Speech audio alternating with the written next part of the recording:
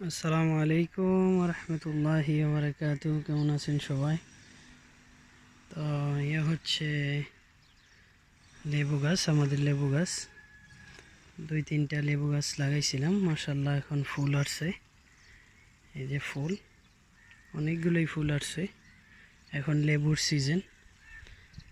আর আরেকটা এই যে এটার মধ্যে প্রচুর আসছে এবং কি লেবু চলে আইছে। এই যে লেবু, মাশাআল্লাহ গাছগুলো অনেক সুন্দর।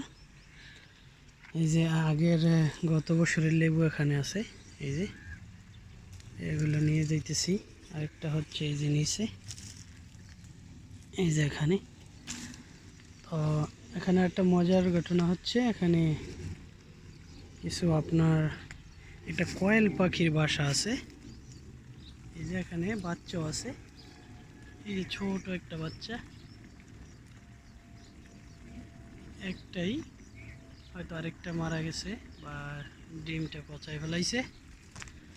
তো এখানে একটা সুন্দর বাচ্চা আছে, বয়স হয়তো 5-6 দিন হয়েছে। তো এখানে একটা মধুর চাষ করানো হয়েছে। এই যে শুধু এক বক্স। তো এখানে এই যে এই বক্সের ভিতরে এই যে দেখতে পাচ্ছেন, তো এখানে মৌমাছি আছে। এই যে এখানে মৌমাছি, তো মধু একটা বেশি নেই। এই যে এখানে, তাই এই বক্সটা এখানে রাখার উদ্দেশ্য হয়েছে যাতে করে এটা লেবু গাছ থেকে মধু সংগ্রহ করতে পারে।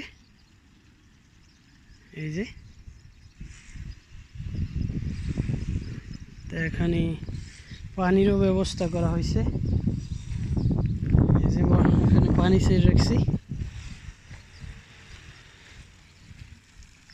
এটা বিশাল বড় একটা আমার বসের মাজরা, তো পুরোটা খালি।